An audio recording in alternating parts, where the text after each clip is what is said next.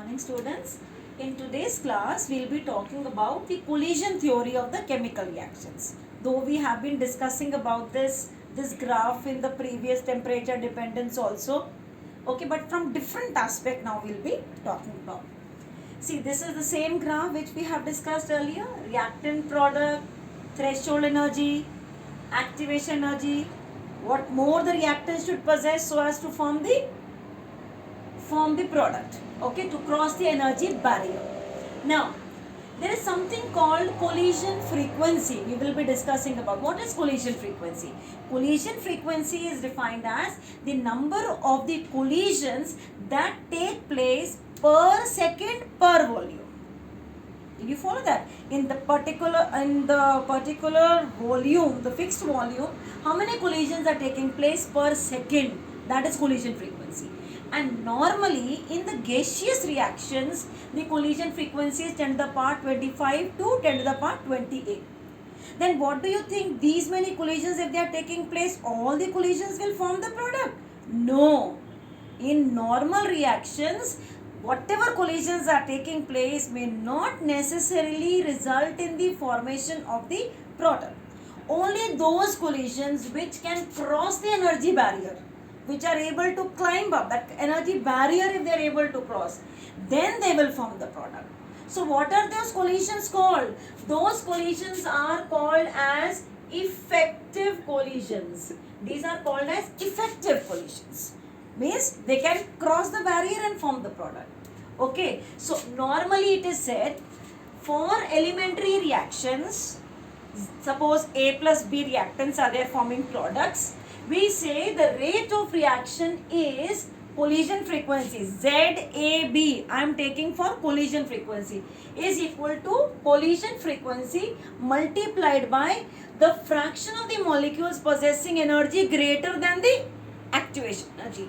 So now F term I am using for the fraction of the molecules, ZAB children I am using for collision frequency. So what do I write now?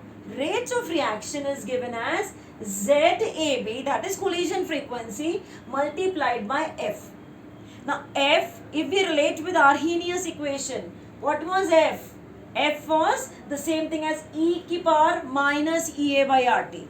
That is, I discussed there, no, कि this is the fraction of the molecule possessing energy greater than the activation energy. So I make that, change here. I can write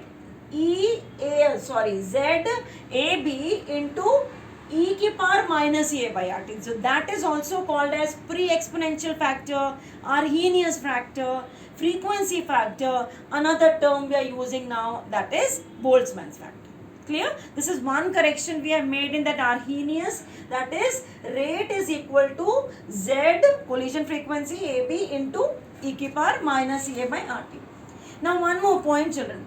According to collision theory, the rate of reaction depends upon the effective number of the collisions which we are saying, and that in turn depends upon two factors. One factor just now we have discussed is energy barrier. There is one more factor. That factor is orientation factor. Now what orientation we are talking about?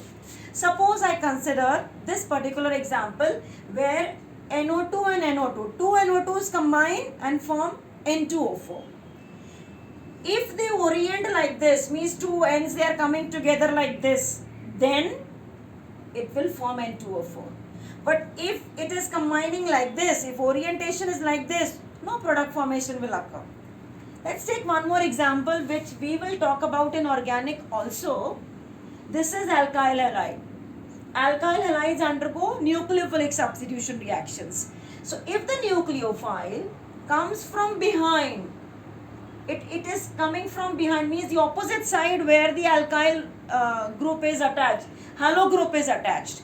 Halo bromine was attached here. So if OH minus, the nucleophile comes from back side, then it will form the transition state, it will carry out the reaction, it will undergo nucleophilic substitution reaction.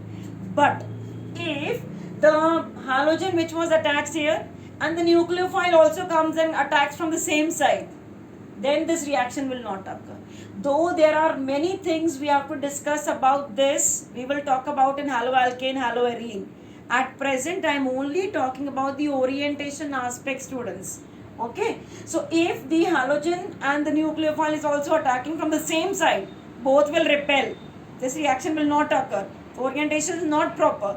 So overall, now we discuss in collision theory, there are two factors, energy factor and orientation factor. So that orientation factor, that depends upon the probability, whether they will come in this direction or they may not come in this direction. So one more factor, one more term we are including in this Arrhenius equation, that is rate, which can also be written as rate constant. We can write K also, both are same.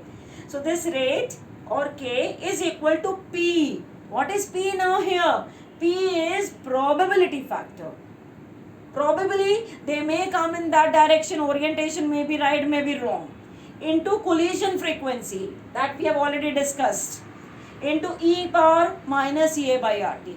This is our final equation as per collision theory. Now one more thing, children, though there were some drawbacks of this theory also, which was not able to actually calculate the rate constants or the rates, there is one more theory which is not there in class 12, that is transition state theory.